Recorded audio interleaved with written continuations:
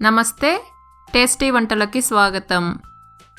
ఇవాళ టేస్టీ వంటలలో సొరకాయ పుల్లకూర లేదా సొరకాయ బజ్జీ ఎలా ప్రిపేర్ చేసుకోవాలో నేర్చుకుందాం.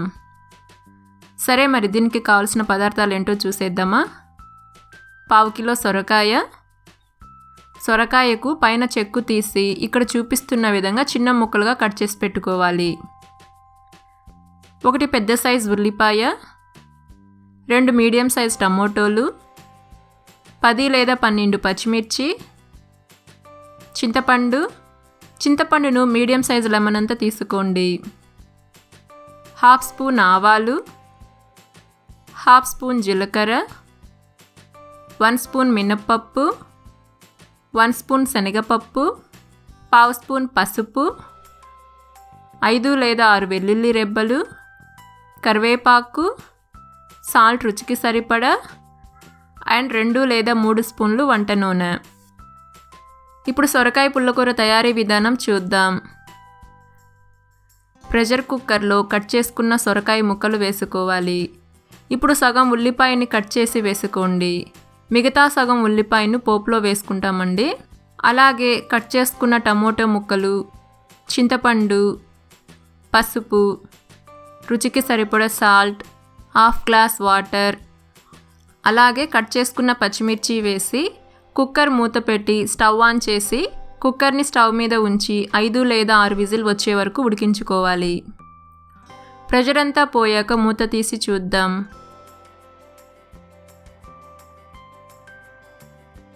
చూడండి, సొరకాయలో వాటర్ ఉన్నాయి కదా, సో వాటర్ని వేరొక గిన్నెలోకి తీసుకొని పక్కన పెట్టుకోండి.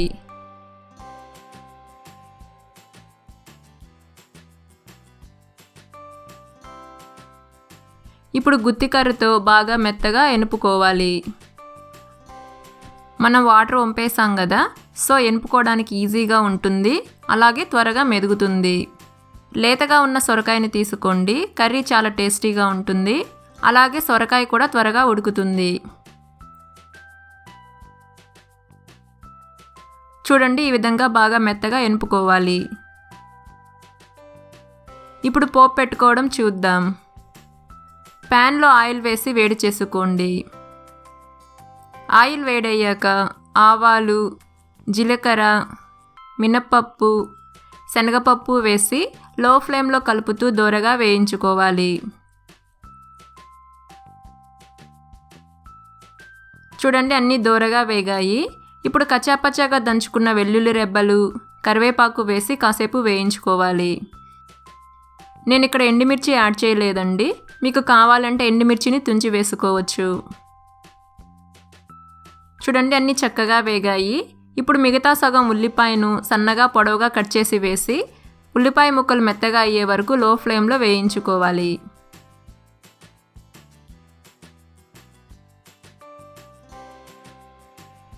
చూడండి, ఉల్లిపాయలు కూడా వేగాయి. ఇప్పుడు సొరకాయ బజ్జీ వేసుకోవాలి.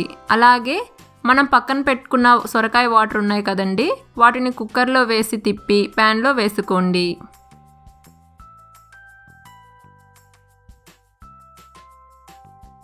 ఇప్పుడు అంతా కలిసేలా మిక్స్ చేసుకోవాలి.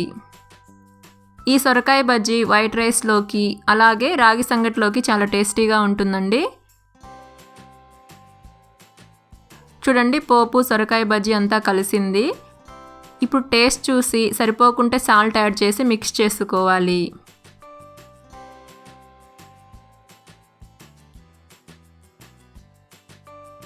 తర్వాత మూత పెట్టి 2 లేదా 3 నిమిషాల పాటు మీడియం ఫ్లేమ్లో ఉడికించుకోవాలి.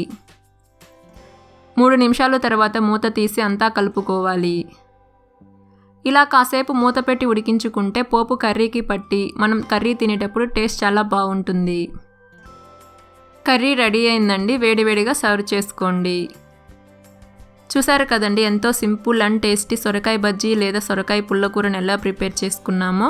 మీరు కూడా ఈ రెసిపీని ఒకసారి ట్రై చేసి మీ వాల్యుబుల్ ఫీడ్బ్యాక్ని కింద కమెంట్ బాక్స్లో కమెంట్ చేయండి. Thank you.